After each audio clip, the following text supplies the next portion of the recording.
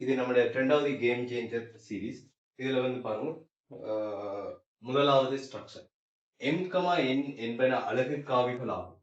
அப்ப m, n அலகு காவிகள் என்றால் எம்மினது பருமன் காவி எண்ணினது பருமன் இரண்டுமே ஒன்றல்ல. அவற்றிற்கு இடைப்பட்ட கோணம் பை எண்கள் 3 ஆகும். அப்ப எம்முக்கும் எண்ணுக்கும் இடைப்பட்ட கோணம் காவி எம்முக்கும் காவி எண்ணுக்கும் இடைப்பட்ட கோணமாக சொல்லப்பட்டுள்ளது பை எண்கள் 3. அப்படி இருக்கும்போது எம் டாட் என்னை கண்டு, ரைட்? அப்ப எம் டாட் என்ன பற்றி கேட்கிறாங்க. M dot N, M dot என்னடா குட்டிப்பெருக்க வரைவிலக்கணத்தில் இருந்து, ரைட், இந்த முடிவை நம்ம எழுதிக் கொள்ள முடியும், ரைட்? அப்ப எம் டாட் என் என்பது மட்டி எண் தர மட்டி எண், ரெண்டுக்கும் இடைப்பட்ட கோணம் பையன்கள் 3. எனவே கொஸ் பையன்கள் 3. 1 தர 1 தர கொஸ் பையன்கள் 3 என்றால் அரை. எனவே இது ஒன்றின்கள் 2 என்று வரும். m dot n. அடுத்த விஷயம் என்ன சொல்றாங்க, இதிலிருந்து கண்டு 2m காவி சக 3n காவியின் பருமனை காண்க. 2m சக 3n இன் மட்டுப்பருமானத்தை பற்றி கேட்கிறாங்க, ரைட்? அப்ப உங்களுக்கு இதுல மட்டுப்பருமானம் காண வேண்டும் என்றால் இருக்கிற ஐடியா, இதுல மட்ட நேரடியா காண்பதுக்கு சமன்பாடு இல்லை, மட்டிட வர்க்கத்தை காண்பதுக்கு தான் முடிவு இருக்கு. ஒரு காவியின் மட்டின் வர்க்கம் என்றால் அந்த காவிய அதே காவியால குட்டி பெருக்கம் எடுத்தம் என்றால் அந்த காவிட மட்டிட வர்க்கம் முடிவாக வரும். அப்ப 2m சக 3n காவி டாட் 2m சக 3n என்ற காவி. அப்போ இந்த காவிய அதே காவியால குட்டி பெருக்கம் எடுக்கும் போது அந்த காவியின் மட்டின் வர்க்கம் வரும். இதை அடைப்பு நீக்கும் போது 2m டாட் 2m. எனவே 4m டாட் m, அதாவது ஒரு காவிய அதே காவியால குட்டி பெருக்கம் எடுக்கிறோம். எனவே அந்த காவியின் மட்டின் வர்க்கம் விடையாக வரும். அடுத்தது இங்க 3n டாட் 3n காவி, 3n காவி டாட் 3n காவி என்றால் 9n டாட் n காவி. ஒரு காவிய அதே காவியால குட்டி பெருக்கம் எடுத்தால் அந்த காவியின் மட்டின் வர்க்கம் விடையாக வரும். எனவே 9 மட்டு எண்ணின் வர்க்கம். அதே நேரம் 3 தர 2 6m டாட் n. அதே நேரம் 2 தர 3 6m டாட் n. இங்க வந்து என்ன சொல்லுங்க, 2 தர 3 m டாட் n என்று சொல்லக்கூட 6m டாட் n, அங்க 6m டாட் n, மொத்தமாக 12m டாட் n. எனவே 4 மட்டு எண்ணின் வர்க்கம் என்ன 1, ரைட்? அடுத்தது 9 மட்டு எண்ணின் வர்க்கம் என்ன 1 இன் வர்க்கம். 12 m டாட் n என்று சொல்லும் போது அது அரையாக இருக்கு. எனவே 4 சக 9 சக 6, ரைட்? இங்க என்ன வருது 4 சக 9, இதோட அரைவாசி என்று சொன்னால் 6. எனவே இது 19 என்று வரப்போம். 2m காவி சக 3n காவியின் பருமன் என்பது வர்க்கம் மூலம் 19 இருக்கு. பருமன் தான் கேட்கிறாங்க, இங்க பிளஸோ மைனஸுக்கான கதை இல்லை, வர்க்கம் மூலம் 19 அவ்வளவுதான். அடுத்து 2வது கேள்வியை பாருங்க. 2வது ஸ்ட்ரக்சர் 2a நீளம் உள்ள ஒரு சீர்கோள் ஆனது அதன் ஒரு முனை a ஓர் ஒப்பமான நிலைக்குத்து சுவரை தொட்டுக்கொண்டு கோளில் உள்ள ஒரு புள்ளியானது சுவரில் இருந்து b தூரத்தில் ஒப்பமான முளைக்கட்டை மீது இருக்க சமநிலை அடைகின்றது. கோள் கிடையுடன் ஆக்கும் கோணம் cos inverse v into a இன் கனமூலம் என காட்டுது. இப்ப என்ன விஷயம் சொன்னா, இங்க இதுல வந்து பாருங்க, ஒரு நிலைக்குத்து சுவர் ஒன்று இருக்கு. இந்த நிலைக்குத்து சுவரை ஒரு கோள் வந்து என்ன சொல்லுங்க, ஒரு முனை a ஆனது ஒப்பமான நிலைக்குத்து சுவரை தொட்டு கொண்டிருக்கு. இந்த முனை வந்து என்ன சொல்லுங்க a, இங்க தொட்டு கொண்டிருக்கு. சுவரில் இருந்து b தூரத்தில் உள்ள ஒப்பமான முளைக்கட்டை மீது, சுவரில் இருந்து b தூரத்தில் இருக்கிற ஒரு ஒப்பமான முளைக்கட்டை மீது இந்த கோள் வந்து இருக்க சமநிலையில இருக்கு. கோள நீளம் 2e. கேள்வி என்னன்னா கோள் கிடையுடன் அமைக்கும் கோணம் யார்? இங்க தாக்குற விசைகளை பாருங்க. இந்த முளைக்கட்டை இப்படி ஒரு முளைக்கட்டை, அதாவது ஒரு சப்போர்ட் வந்து இந்த கோளை தொட்டு கொண்டிருக்கின்றால் இந்த தொடுகையில வார விசை, தொடுகையில வார மறுதாக்கம் கோளின் மேற்பரப்புக்கு செங்குத்தாக போகும். எனவே இங்க இருக்கிற மறுதாக்கம் வந்து கோளின் மேற்பரப்புக்கு செங்குத்தானது. அடுத்தது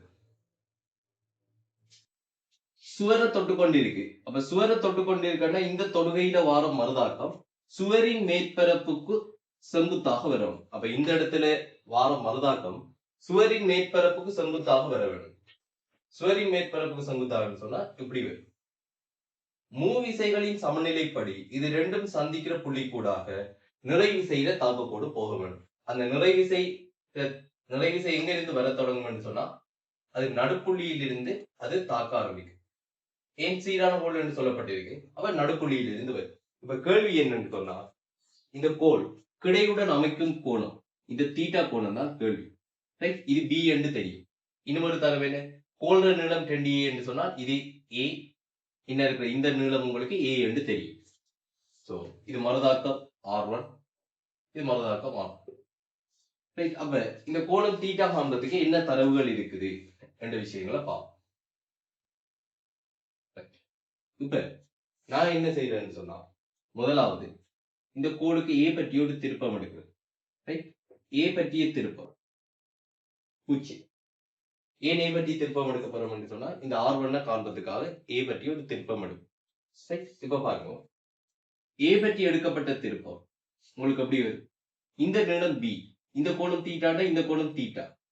சோ இந்த நீளம் என்ன வரும் என்று பாத்தீங்கன்னு சொன்னால் இது ஒரு செங்கோண முக்கோணி, இது ஒரு செங்கோண முக்கோணி. இதுல இந்த தீட்டா கோணத்தோட அயல் பக்கம் உங்களுக்கு தெரியும். இந்த தீட்டா கோணத்தோட அயல் பக்கம் உங்களுக்கு b என்று தெரியும். இந்த செங்கோண முக்கோணியில தீட்டாட அயல் பக்கம் தெரியும் என்றால் செம்பக்கம் நேரடியாக சொல்ல முடியும் b sec தீட்டான்னு சொல்ல முடியும். b sec தீட்டான்னு இதை சொல்ல முடியும் இந்த நீளத்தை.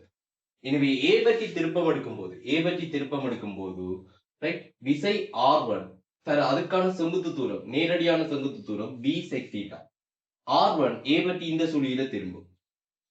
R1 தர b sec theta. W a பற்றி அடுத்த விசை என்னன்னு பாத்தீங்கன்னா இந்த உடல்ல தாக்குறது W. இந்த நீளம் a என்று தெரியும். இது கோணம் தீட்டா. அப்ப எப்படி வரும்? மைனஸ் W வால வார திருப்பம் இந்த சுழியில வரும். மைனஸ் W தர இந்த தூரம் என்ன வரும் பாருங்க. இது a, இது தீட்டா. எனவே a cos தீட்டான்னு வரும். a cos தீட்டான்னு வரும். சமன் 0. எனவே R1 b இன் கீழ் cos தீட்டா சமன் W a cos தீட்டான்னு வரும். அப்ப இதுதான் வந்து என்ன சொல்லுவோம், R1க்கும் W-க்கும் இடையில இருக்க ஒரு தொடர்பு. அடுத்தது என்ன செய்வோம்னா இந்த கோளின் சமநிலைக்கு இந்த R1க்கும் W-க்கும் இடையில இன்னும் ஒரு தொடர்பு எடுப்போம். எப்படி என்று சொன்னால் கோள் AB-யின் சமநிலைக்கு நிலைக்குத்தாக மேல் நோக்கி, கோள் AB-யின் சமநிலைக்கு நிலைக்குத்தாக மேல் நோக்கி. இப்ப பாருங்க, இந்த கோணம் தீட்டா, இது 90 என்ற காரணத்தால் இது 90 சய தீட்டா, இது 90 சய தீட்டா என்ற காரணத்தால இது தீட்டா. ஏன் இது 90, இந்த கோணம் 90 சய தீட்டாண்டா இந்த கோணம் தீட்டா. பாருங்க, விசை R1 கோணத்தோட பிரிக்கும் போது cos தீட்டா. நிலைக்குத்து சமநிலைக்கு R1 cos theta minus W சமன் 0. எனவே W சமன் R1 cos தீட்டா என்ற ஒரு முடிவு கிடைக்கும். இது முதலாவது சமன்பாடு, இது இரண்டாவது சமன்பாடு. இப்ப 1,2 இருந்து என்ன சொல்லலாம் பாருங்க. R1 b அதன் கீழ் cos தீட்டா, W-க்கு பதிலாக R1 cos theta into a cos theta. அப்ப இத வடிவா பாத்தீங்கன்னு சொன்னால் R1ம் சுருக்கப்படும். b இருக்குது, இங்க a இருக்குது, b இன் கீழ் a. அப்ப இதுல இருந்து கவனிங்க, b இன் கீழ் a என்ன சொல்ல முடியும்? b இன் கீழ் a cos தீட்டா இங்க வந்து பெருக்கப்பட்டால் cos தீட்டா கொஸ்கணம் தீட்டான்னு வரும். Right, cos theta cos theta cos theta கொஸ்கணம் தீட்டா, இங்க b எண்கள் a என்று வருது. எனவே கொஸ் தீட்டா சமன் கொஸ்கணம் தீட்டா b எண்கள் a என்று சொன்னால் கொஸ் தீட்டா சமன் b எண்கள் a இன் கனமூலம். எனவே எனவே தீட்டா சமன் கொஸ் இன்வர்ஸ் b எண்கள் a இன் ஒன்றின்கள் மூன்றாம் மடங்கு. புரியும்? இது வந்து என்ன தீட்டா. சோ அடுத்தது வந்து எஸ்ஐ கேள்விகளை பார்க்கலாம். எஸ்ஐல ஏ பகுதி பார்த்தீங்கன்னு சொன்னா ஏபி எனும் ஒரு பாதையின் நீளம் 2a ஆகும். நடுப்புள்ளி சி ஒரு அகலியும். அப்ப இப்படி அப்ளைட்ல வந்து என்ன சொல்லுங்க, எஸ்ஐ கேள்விகள் வரக்கூடாது. இதை நீங்க வந்து என்ன சொல்லுவோம், அப்படியே வாய்ச்சிட்டு போனீங்கன்னு சொன்னா டைம் போய் திரும்ப வாசிக்க வேண்டியதை. ரைட், அப்ப அந்த தரவுகளை உடனே குறிச்சு கொள்வது நல்லது. ரைட், ஏ பி ஏபியின் நடுப்புள்ளியில சியில ரைட் ஒரு பள்ளம் இருக்கு. ரைட் ரைட் ஒரு பள்ளம் இருக்கு, அதாவது ஒரு அகழி இருக்குன்னு சொல்றாங்க. ஏயில் வேகம் 20 G உடன் வரும் கார். ஏ 2 G எனும் வேகத்துடன் கடக்கிற கார் ஒன்று சீராக அமர்முடுகி சென்று சியை வேகம் b உடன் அடைகின்றது. ரைட், சியை வந்து வேகம் b உடன் அடைகின்றது. அப்ப இது வந்து என்ன, சீராக இந்த அமர்முடுகுது. அமர்முடுகள் வந்து என்ன சொல்லும், F1 எனும் அமர்முடுகளுடன் இது இயங்குதுன்னு வைப்போம். ரைட், அப்ப இது அமர்முடுகி சென்று C வந்து B எனும் வேகத்துடன் அடையும். இப்ப அகழியினுள் விழுவதனால் ஏற்படும் கணத்தாக்கு காரணமாக அதன் வேகம் உடனடியாக u ஆக குறைகின்றது. அப்ப வேகம் V இருந்து உடனடியாக அந்த வேகம் u ஆக குறையும். Right, okay.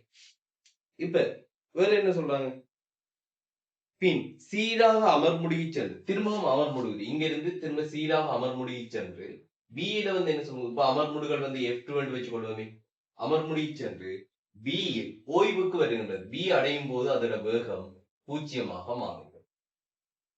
எனவே இப்ப என்ன கேட்கிறாங்க பாருங்க, இதற்கான வேக நேர வரைவை, காரின் இயக்கத்துக்கான வேக நேர வரைவை வரைக. காரின் இயக்கத்துக்கான வேக நேர வரைவு என்றால் பாருங்க,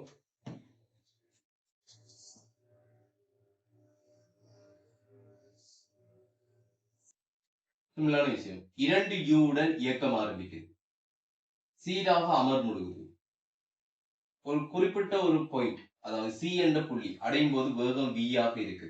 அங்க ஒரு பள்ளம் இருக்கு. அந்த பள்ளத்துல விழுறதால கணத்தாக்கு காரணமாக உடனடியாக அதே இடத்துல, ரைட், இப்ப எவ்விடத்துல சொல்றாங்களோ அதே இடத்துல உடனடியாக சடுதியாக, ரைட், அப்ப இப்படியான சொல்லுகள் பாவிக்கக்குள்ள விளங்கிக் கொள்ளணும். உடனடியாக வேகம் ஜூவுக்கு குறையுது. ரைட், அங்கிருந்து சீராக அமர்முடுகி B அடையும் போது ஓய்வடையும். இது இவ்வளவுதான் இங்க சொல்லப்பட்ட தரவுகள். இது நான் நேரம் T1 என்று வைக்கிறேன், இது நேரம் T2 என்று வைக்கிறேன். இப்ப வேற என்ன விஷயம் கேட்கிறாங்கன்னா, முதலாவது அவங்க கேட்கிற விஷயம், கார் ஏபியை கடக்க எடுத்த மொத்த நேரம் T1 சக T2 பத்தி கேட்கிறாங்க. இப்ப T1 சக T2 பத்தி கேட்கிறாங்கன்னு சொன்னா, ரைட், இதுல நீங்க வந்து பாருங்க, இது நடுப்புள்ளி. எனவே ஏபி மொத்தமா 2A, சி நடுப்புள்ளி என்ன, இது A இது A. அப்ப இங்க அமர்முடுகள் எதுவும் தரல, அமர்முடுகளை பத்தி ஒன்றும் சொல்லல. அப்ப நீங்க கேள்வி அமர்முடுகளை வச்சு ஆரம்பிக்க கூடாது. உங்களுக்கு தரப்பட்டு இருக்கிறது அது சென்ற தூரம் சம்பந்தமான தரவுகள் தான் இங்க தரப்பட்டிருக்கு. அப்ப நான் இத ஒரு C D E F G என்று C பாவிக்க கூடாது, அங்க சியும் இருக்குது, இது H என்று ஓகே. இப்ப என்ன சொல்லலாம்னு பாத்தீங்கன்னா, பரப்பு H D E G H D E G Saman A ஆக இருக்கு. நடுப்புள்ளியில தானே அகழி இருக்கு. அப்ப வேகம் V ஆகும் வரைக்கும் அதோட இயக்கம் என்ன சொல்லுவோம், கவர் பண்ண தூரமோடு A தூரமாக இருக்கு. அப்ப இங்க அலைதர சமாந்தர பக்கங்களையும் கொடுத்தவை ஒரு சரிவகம். அப்ப சமாந்தர பக்கங்களையும் கொடுத்தவை என்றால் இது உலகம் 2 U, இது உலகம் V ஆக இருக்கும். 2 U சக V, இரண்டுக்கும் இடைப்பட்ட தூரம் T1 சமன் a. எனவே T1 சமன் 2a இன் கீழ் 2 இந்த இரண்டால பெருக்கிடுவோம் 10u சக b என்று வரும். இது T1 ஆக இருக்கு. அடுத்தது பரப்பு GFI பரப்பு GFI இந்த கோடு இந்த கோடு குறிக்கிறது C இலிருந்து B வரையான இயக்கம். அதாவது இந்த பரப்பு GFI குறிக்கிறது இந்த நீளம் A குறிக்கும். அந்த நீளமில்ல அந்த தூரம் A குறிக்கும். அதை தர முக்கோணி தானே அடிநீளம் T2 உயரம் என்னன்னு பாத்தீங்கன்னா இங்க U. எனவே இது சமன் A. எனவே T2 சமன் 2a இன் கீழ் U ஆக இருக்கு. மொத்த இயக்க நேரம்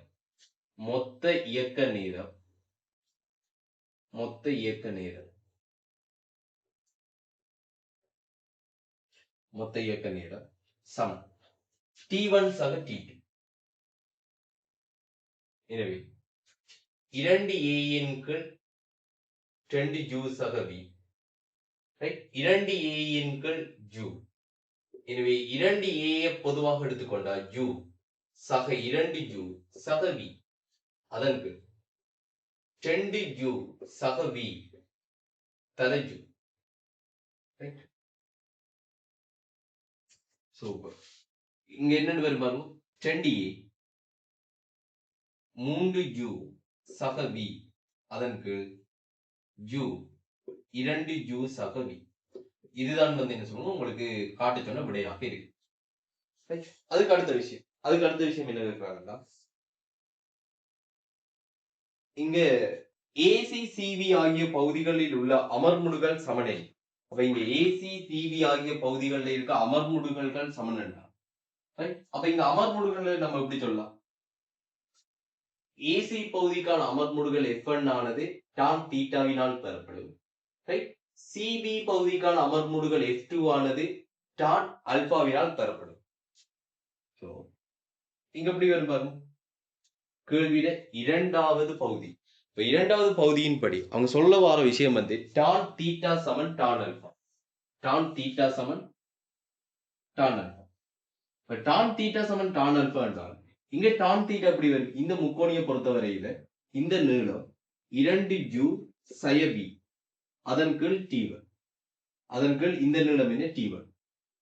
இந்த முக்கோணியை பொறுத்தவரையில tan ஆல்பா என்பது u வின் கீழ் T2.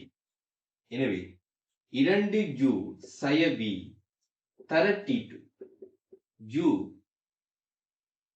தர T1 2u சய v தர T2. T2 என்று சொன்னால் பாருங்க 20a இன் கீழ் u 20a இன் கீழ் u. நான் என்ன செய்திருக்கேன் குறுக்கே பெருக்கி விட்டு இருக்கிறேன். இப்ப T2க்கு T1க்கு பிரதியிடும். T1க்கு பதிலாக 2a என்று u தர 2a என்று 2u சக v 2u சக v. எனவே 2aயும் சுருக்கப்படும் u தர u வர்க்கமாக போகும். u தர u வர்க்கம். இங்க 2u சய v 2u சக v ஆல பெருக்கும் போது 4u வர்க்கம் சய v வர்க்கம் என்று வரும். எனவே 3u வர்க்கம் சமன் v வர்க்கம். எனவே அவங்க காட்ட சொன்ன விடை v சமன் வர்க்கமூலம் 3u ஆகும். அப்ப இது இவ்வளவுதான் வந்து இந்த வேக நேர வரைபட பகுதி. அடுத்த பகுதியை பார்க்கலாம். ஓகே, இப்ப அடுத்த நம்ம பார்க்க போறது தொடர்பு வேக பகுதி. காற்றானது கிழக்கு திசையில் u எனும் கதியுடன் வீசுகின்றது. அப்ப இங்க காற்று என்று வருகிறது. காற்று W என்று வைத்துக்கணும். அடுத்தது காற்று கிழக்கு திசையில் u என்று சொன்னா அப்ப எது சார்பாக அது வீசுதுன்னு சொல்லல. அப்ப எது சார்பாக அது வீசுதுன்னு சொல்லலன்னு சொன்னா அது பூமி சார்பான இயக்கம். ரைட். அப்ப இங்க பூமி E என்று வச்சுக்கணும். எனவே காற்றின் வேகம் பூமி சார்பாக கிழக்கு திசை நோக்கி u ஆக இருக்கு. நிலையான வழியில் v கதியுடன் பறக்க வல்ல ஒரு விமானம். நிலையான வழியில் v கதியுடன் பறக்க வல்ல ஒரு விமானம் என்று சொன்னால் நிலையான வழி. அப்போ வழி தொடர்பான இயக்கம், விமானத்தின் இயக்கம். விமானம் விமானம் p என்று வச்சுக்கோ. velocity of p w சார்பாக காற்று தொடர்பாக v ஆக இருக்கு. ஒரு விமானம் A எனும் புள்ளியை தாண்டி A இலிருந்து A என்ற ஒரு புள்ளியை தாண்டி போகும்போது A எங்க இருக்குன்னு பாத்தீங்கன்னா A எப்படி இருக்குன்னா இங்க இருக்கு. A இலிருந்து X கிழக்கு நோக்கிய இடப்பெயர்ச்சி, A இலிருந்து X என்ற கிழக்கு நோக்கிய இடப்பெயர்ச்சி, Y வடக்கு நோக்கிய இடப்பெயர்ச்சி, Y என்ற வடக்கு நோக்கிய இடப்பெயர்ச்சியும் கிழக்கு நோக்கிய இடப்பெயர்ச்சியும் அதுக்கு அடுத்தது வந்து என்ன சொல்லுவோம் y வடக்கு நோக்கிய இடப்பெயர்ச்சி உடைய B எனும் புள்ளிக்கு இடத்துல ஒரு பாயிண்ட் ஒன்று இருக்கு B எங்க இருக்குன்னா A இருந்து கிழக்காக x என்ற இடப்பெயர்ச்சி, வடக்காக y என்ற இடப்பெயர்ச்சி, இப்படி இருக்கிற ஒரு புள்ளிதான் வந்து என்ன சொல்லுவோம் B. புள்ளி B மாறா உயரத்தில் ஒரே உயரத்தில் t நேரத்தில் பறந்து, அப்ப A இருந்து B க்கு அது இயங்கெடுக்கும் நேரம் A to B, A இருந்து B க்கு அது இயங்கெடுக்கிற நேரம் t. B இலிருந்து மீண்டும் A ஐ t dash நேரத்தில் பறந்து தாண்டி செல்கின்றது. திருப்பி B இலிருந்து A க்கு வரும்போது B இலிருந்து A அடையெடுத்த நேரம் t dash என்று சொல்றாங்க. இனி t தர t dash என காட்டுங்க. இப்ப இது ஒரு தொடர்பு கேள்வி. அப்ப இங்க நம்ம வேக முக்கோணிகள் கேட்கணும், அதுக்கு முதல் தொடர்பு கோட்பாடுகள் எழுதணும், இப்படி நிறைய விஷயங்கள் இருக்கு. அப்ப விமானம் A இலிருந்து B க்கு பறக்குது. அவங்க சொல்ற விஷயம் என்ன, ஒரு விமானம் A என்ற பாயிண்ட்ல இருந்து B க்கு போகுது. A என்ற பாயிண்ட்ல இருந்து B க்கு போகுதுன்னா அவங்க எது தொடர்பா எப்படி எதுவுமே சொல்லல. அப்ப அது அதோட உண்மை இயக்கம். ரைட், நான் இப்ப ஒரு இந்த பாயிண்ட்ல இருந்து இந்த பாயிண்ட்டுக்கு வாரணும்னு சொன்னா நான் இங்க இருந்து அப்படியே நடந்து வரேன். இந்த பாயிண்ட்ல இருந்து இந்த பாயிண்ட்டுக்கு வாரணும்னு சொன்னா அப்படியே நடந்துட்டு வரேன். அப்ப அதுல இருந்து என்ன சொல்லுங்க, எது சார்பா எப்படி என்று சொல்லல. இப்ப ஒரு ஆள் இங்க இருந்து பார்த்துட்டு இருக்காங்க, நான் இப்ப இங்க இருந்து இப்படி நடந்துட்டு வரேன். அப்ப என்ன சொல்லுவோம், அவரு சொல்றது என்ன, இப்படி ஒரு மனிதர் இப்படி நடந்து போறாரு. அப்ப அவரு ஒரு மனிதன் ஓய்வுல இருந்து சொல்றாரு இப்படி நடந்து போறோம். அது போல நம்ம இங்க தரம் எப்படி சொல்றாங்க, விமானம் A இருந்து B க்கு பறந்து போகுது. A இருந்து B க்கு பறந்து போகுதுன்னு சொன்னா அது எது சார்பான்னு சொல்ல, ஒரு மனிதன் வந்து என்ன சொல்லணும், பூமியில இருந்து சொல்றது போல அது வேறு எது சார்பாகன்னு சொல்லாட்டு. அப்ப இங்க சொல்லப்படுற இயக்கம் வந்து பூமி சார்பாக விமானத்தின் இயக்கம். velocity of P E, அதாவது பூமி சார்பாக விமானத்தின் வேகம். இந்த கோணத்தை தீட்டாண்டு வைக்கட்டா. முதலாவது A இருந்து B க்கு போகிறாரு. ரைட், அப்ப A இருந்து B க்கு போறாரு. கிடையுடன் தீட்டா கோணத்தில் ஒரு V1 வேகம் என்று வைப்போம். திருப்பி B இருந்து A க்கு திரும்ப வராரு. திரும்ப அந்த விமானம் வந்து என்ன சொல்லணும், திரும்பி B இருந்து A க்கு வருது. அதே பாதை வழி என கிடையுடன் திரும்பவும் தீட்டா கோணம். இது V2. அப்ப இவ்வளவுதான் விஷயம். அப்ப இதுக்கு தரவுகள் இவ்வளவுதான். தரவுகள் இது சம்பந்தப்பட்ட தரவுகள் வந்து என்ன சொல்லணும், இவ்வளவுதான். இதுல நீங்க வடிவா கவனிக்கணும். இப்ப தொடர்பு கோட்பாடு எழுதப்படும். தொடர்பு கோட்பாடு வந்து பாத்தீங்கன்னு சொன்னா நீங்க வழியா யோசிக்கணும். இங்க இது எல்லாமே ஒரே பட்டன்ல வர கேள்விகள். அதாவது பாஸ் பேப்பர்ல வந்து இப்ப பாஸ் பேப்பர்ல வந்து என்ன சொல்லுவோம், 2011 இல்ல அதுக்கு முதல் நீங்க போனால் கூட, எப்ப வரைக்கும் போகலாம், 2009. ரைட், 2009 இருந்து இல்ல 2008, 2008 இருந்து நீங்க பார்க்கலாம். 2008 இருந்து 2019 வரையான கேள்விகள் எல்லாம் இந்த டைப்ல வர கேள்விகள். அதாவது வட்டம் கீறி நம்ம கேள்வி செய்ய வேண்டியது. வட்டம் கீறி கேள்வி செய்யணும்னு சொன்னா இதுக்கு ஏன் வட்டம் கீறன்னா, 2 வேக முக்கோணிகளை ஈஸியா ஜாயின் பண்றதுக்கு வட்டம் கீறும். அப்ப இப்படி வட்டம் கீறதுக்கு ஒரு 4 ஸ்டெப் தான் இருக்கு. இந்த 4 ஸ்டெப்பை ஒழுங்கா ஃபாலோ பண்ணோம்னு சொன்னா வட்டம் சிம்பிளா கீறலாம். அதாவது வட்டம் கீறுறோம்னா என்ன அர்த்தம்னா, வட்டம் கீறி அதுக்குள்ள வேக முக்கோணிகள் சிம்பிளா கீறப்படும். ரைட், இவ்வளவு வரையான பாஸ் பேப்பர் இந்த ஐடியா பேஸ் பண்ணுதான். என்ன, ஒரு 4 ஸ்டெப். இங்க 3 வகையான வேகங்கள் இருக்கு. தரவுல தரப்பட்ட வேகத்தின் பருமனும் திசையும் இருக்கு. என்ன கேள்வியில தரவுல தரப்பட்ட பருமன் மாத்திரம் இருக்குது. கேள்வியில தரவுல தரப்பட்ட திசை மாத்திரம் தான் தெரியும். ஒரு வேகம் பருமனின் திசையும், இன்னுமொரு வேகம் பருமன் மாத்திரம், இன்னுமொரு வேகம் திசை மாத்திரம். இதுல முதலாவது ஸ்டெப், திசை மாத்திரம் தெரிந்த வேகத்தை விடையுள் வேகமாக கொண்டு தொடர்பு கோட்பாடு எழுதப்படல் வேண்டும். வெலோசிட்டியோ இங்க இருக்கு. திசை மாத்திரம் தெரிந்த வேகம்னா இங்க இருக்கு, இந்த வேகம். இது விளைவுள் வேகமாக வரணும் வேண்டாம். தொடர்பு கோட்பாடின் படி இது P W சக W E என்று PE என்று சொன்னால் அதுக்கு முதல் இங்க காற்று தொடர்பாக விமானத்தின் வேகம் V. இதுக்கு திசை தெரியாததால நான் காவி அடையாளமா வச்சுக்கொள்றேன். ஏதோ ஒரு திசை இருக்கு. அடுத்தது இங்க பூமி தொடர்பாக காற்றின் வேகம். பூமி தொடர்பாக காற்றின் வேகம் இந்த திசையில ஜூவாக இருக்கு. விமானத்துல உண்மை இயக்கம்,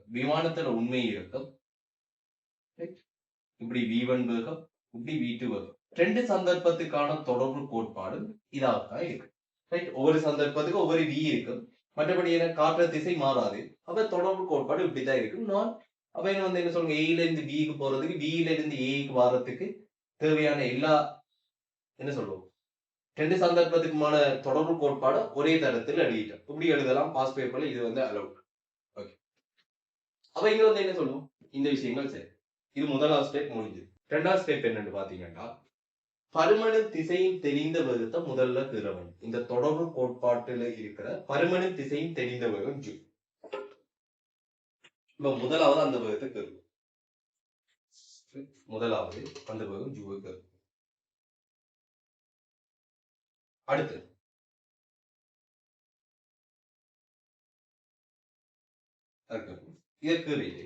இதுக்கு அடுத்த ஸ்டெப் என்னன்னு பாத்தீங்கன்னா, ரெண்டாவது ஸ்டெப் என்ன சொல்லணும், பருமனும் திசையும் தெரிந்த வேகம் பெறப்படல் வேண்டும்.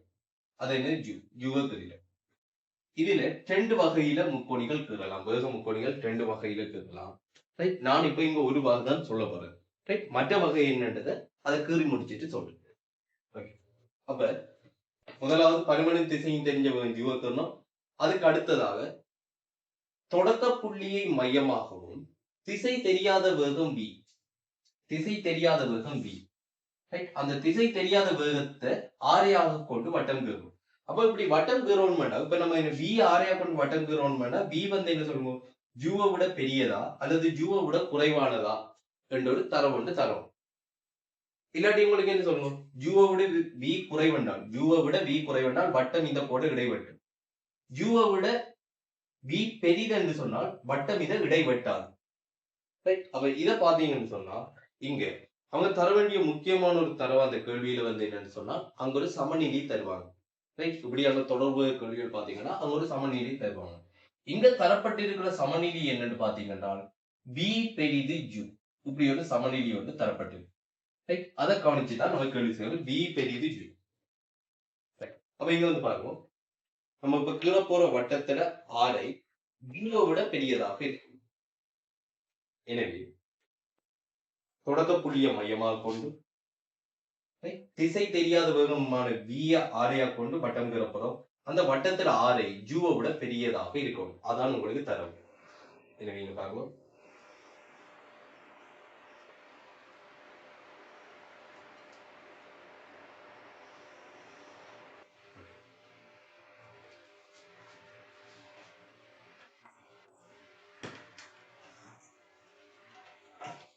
அப்ப இங்க என்ன சொல்லுவோம், வட்டம் கீறணும். வட்டம் கீறதுக்கு மையம் ஒன்று தேவை. மையம் எதை எடுத்தோம், நம்ம முதலாவது கீறின வேகத்துல தொடக்க புள்ளி. ரைட், ஆரை எதை எடுத்தோம், திசை தெரியாத வேகம் ஆர்.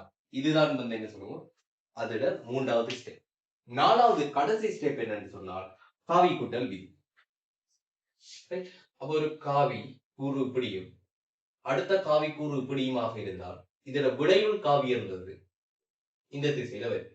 எனவே இதுவும் என்ன சொல்லணும், ஒரு வகையான காவி கூட்டல் விதி தான். திசையும் பருமனும் சேர்த்து கதைக்கிறோம். இதுவும் ஒரு வகையான காவி கூட்டல் விதி தான், இந்த தொடர்பு கோட்பாடு. அப்ப இங்க இது ஒரு காவி கூறு, இது ஒரு காவி கூறாக இருக்கும்போது விடையுள் காவி தொடக்க புள்ளியையும் முடிவையும் இணைக்கிற புள்ளியாக இருக்கு. எனவே இங்க உங்களுக்கு விளைவுள் காவில விளைவுள் வேகம் காவி விளைவுள் காவில உங்களுக்கு திசை தெரியும். திசை எப்படிப்பட்டதா இருக்கும்? கிடையுடன் முதலாவது V1 பொறுத்தவரையில கிடையுடன் தீட்டா கோணத்துல இப்படி இருக்க வேண்டும். இப்ப ரெண்டு விஷயம் இருக்கு. இப்ப இது ஒரு காவி கூறுன்னா இந்த காவி கூறு இடத்துல முடியுதுன்றால் இது முடிகிற பாயிண்ட்ல இருந்து அடுத்த காவி கூறு ஆரம்பிக்கலாம், அல்லது இது முடிகிற பாயிண்ட்ல வந்து என்ன செய்யலாம், விளைவுள் வந்து முடிவடையலாம்.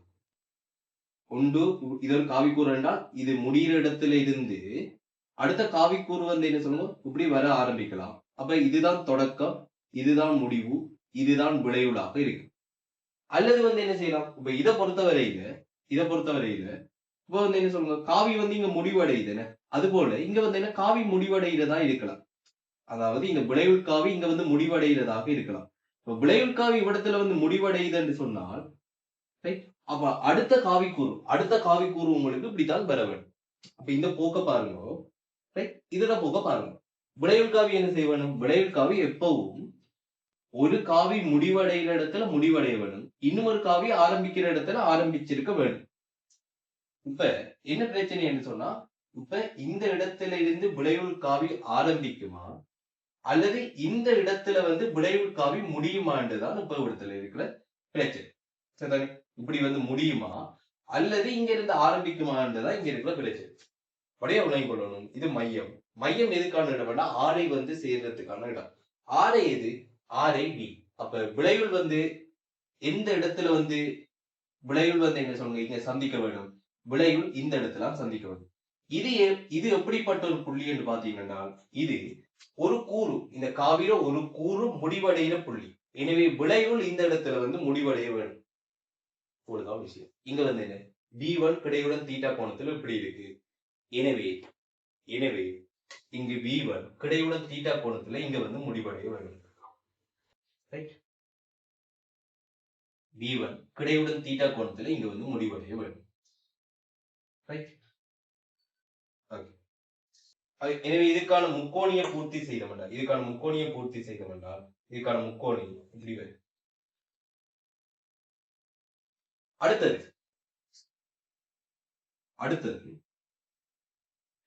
B இருந்து A க்கான பயணத்திலையும் விளைவு வேகம் எப்படி இருக்கும், கிடையுடன் தீட்டா கோணத்தில் இப்படி இருக்கும். V2 அது எப்படி இருக்கும், கிடையுடன் தீட்டா கோணத்தில் இப்படி இருக்கும். எனவே அதே U தான் V2க்கும் வரப்போகுது. எனவே இந்த பாயிண்ட்ல வந்து விளைவு வேகம் முடிவடைய வேண்டும். கிடையுடன் தீட்டா கோணத்துல விளைவு வேகம் இங்க வந்து முடிவடைய வேண்டும். இது வந்து V2 ஆக இருக்கு, கிடையுடன் தீட்டா கோணம்.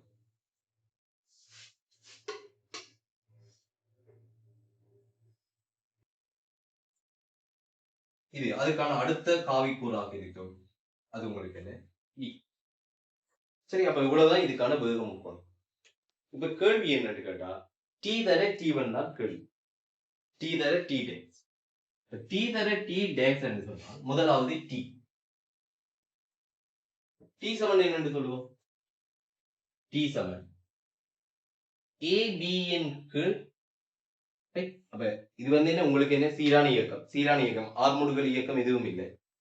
விமானம் A இலிருந்து B க்கு பறக்குது.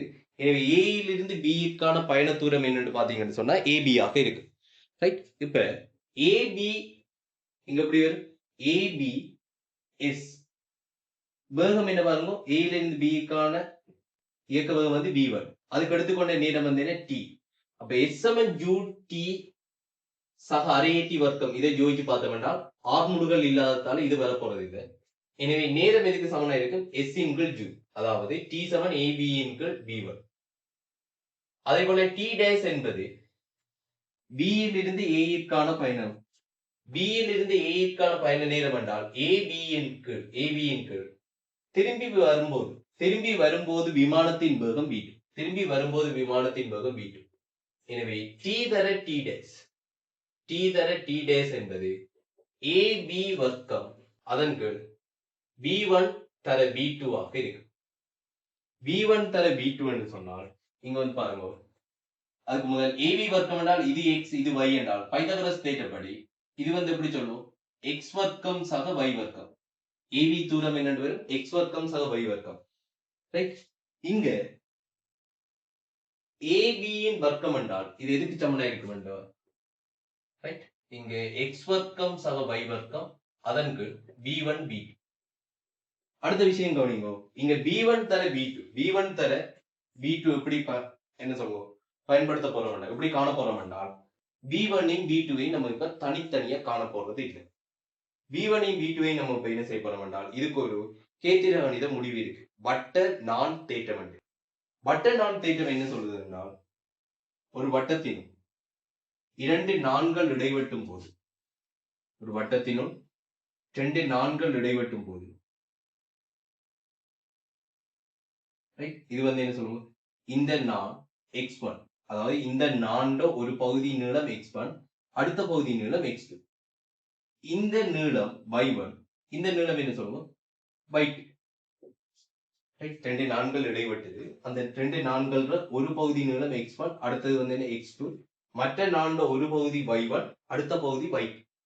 இப்ப 2 நான்களும் இப்படி இடைவெட்டினால் x1 தர x2 சமன் y1 தர y2.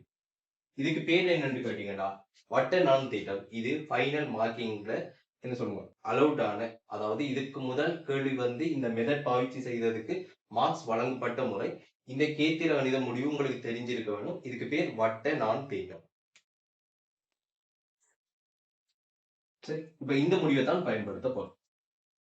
இங்க பார்த்தோம்னு சொன்னால் இது ஒரு நான், இந்த வட்டத்துல ஒரு நான். இது அந்த நான்ல ஒரு பகுதி நீளம் b1 அடுத்த பகுதி நீளம் b2. இப்ப இந்த வட்ட நான் தேற்றம் பாவிக்கிறதுக்கு இதை நான் L M N ரைட். இது வந்து என்ன சொல்லுவோம் O, இது M என்று குறிச்சிட்டு வைக்கிறேன்.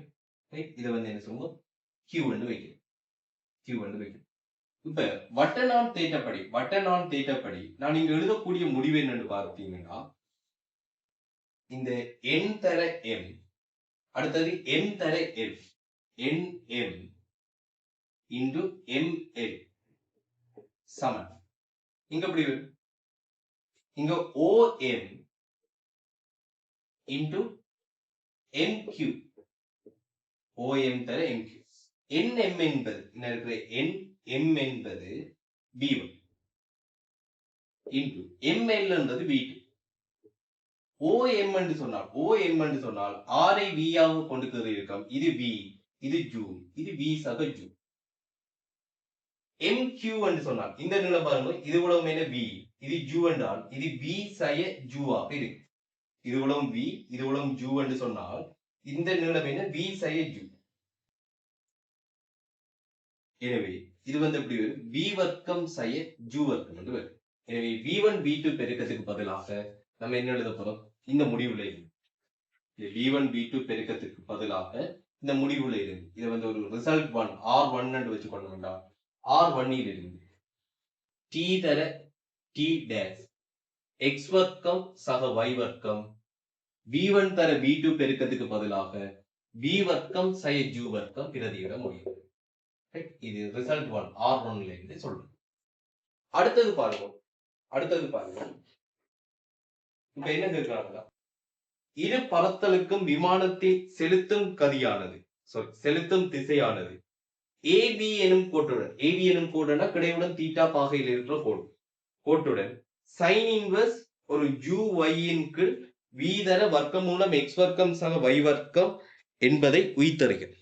இப்ப என்னன்னு சொன்னா செலுத்தும் திசை, இதுதான் முக்கியமான சொல்.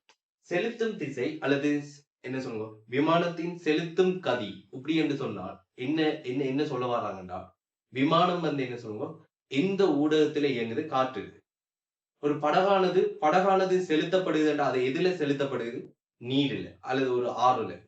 அப்ப செலுத்தும் கதி என்றது ஒரு குறிப்பிட்ட ஒரு பொருள் செலுத்தும் கதி என்றால் அந்த ஊடகத்துல அந்த பொருள் அந்த ஊடகம் சார்பாக இயங்குற வேகம் அதான் அதுல செலுத்தும் வேகம் அல்லது செலுத்தும் கதி.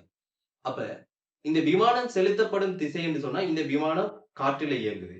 அப்ப காற்று தொடர்பாக விமானம் செலுத்தப்படுற திசை. இந்த ஒவ்வொரு சந்தர்ப்பத்திலையும் காற்று தொடர்பாக விமானம் செலுத்தப்படுற திசை என்றது என்ன அது இந்த வியினது திசை. ஒரு சந்தர்ப்பத்துல இந்த வி திருப்பி அங்க இருந்து திரும்பி வரக்கொள்ள இந்த வி. இதுதான் காற்று தொடர்பாக விமானம் செலுத்தப்படும் வேகம் வி. அந்த வி தான் செலுத்தி வேகம் அல்லது விமானத்தை செலுத்தும் வேகம் என்று சொல்றது. அது ஏபி எனும் கோட்டுடன், அந்த வேகங்கள் ஏபி எனும் கோட்டுடன் என்ன திசையில் இருக்கும் என்று கேட்கிறாங்க. அப்ப ஏபி என்ற கிடையுடன் தீட்டா பாகையில் இருக்கிற கோடு. அப்ப பாருங்க, இங்க ஏபியை இங்க குறிக்கிற கோடு எது? இந்த LN என்ற கோடு. ஏன்?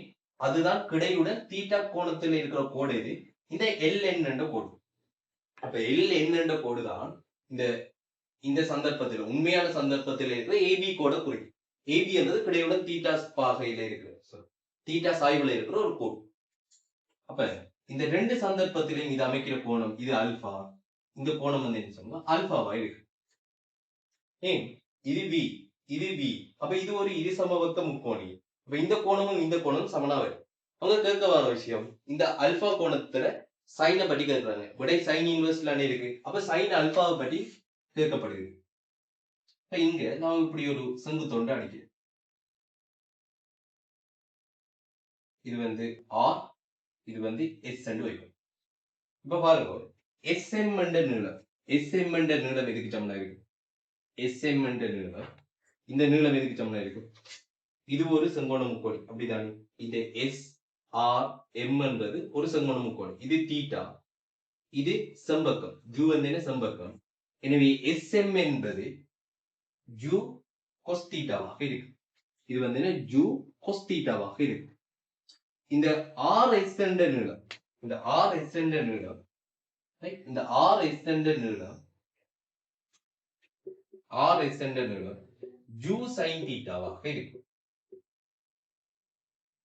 அப்ப இந்த ஆர் எஸ் என்ற நீளம் என்ன பாருங்க, ஜூ சைன் தீட்டாவா இருக்கு. நம்மளுக்கு தேவை இந்த சைன் அல்பா தான் தேவை.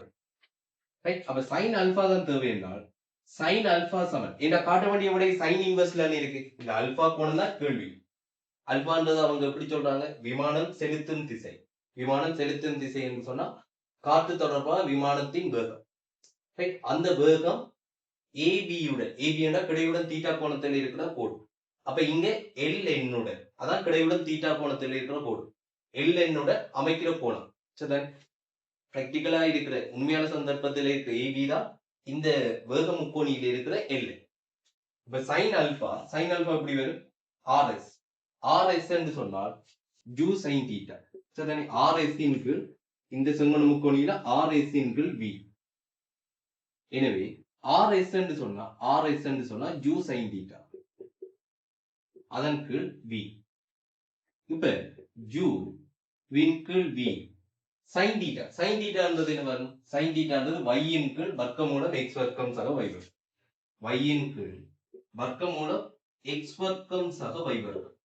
எனவே ஆல்பா சமன் சைன் இன்வெர்ஸ் ஜூ y அதன் கீழ் v தர வர்க்கமூலம் x வர்க்கம் சக y வர்க்கம். அப்ப விமானம் செலுத்தும் திசையானது ஏபியுடன் கிடையுடன் தீட்டா கோணத்தில் இருக்க சாய்வுடன் கோட்டுடன் அமைக்கிற கோணம், கிடையுடன் தீட்டா சாய்வுல இருக்கிற கோட்டுடன் அமைக்கிற கோணம் சைன் இன்வெர்ஸ் ஜூ y இன் கீழ் v தர வர்க்கமூலம் x வர்க்கம் சக y வர்க்கம். இவ்வளவுதான் இந்த தொடர்பு கேள்வி.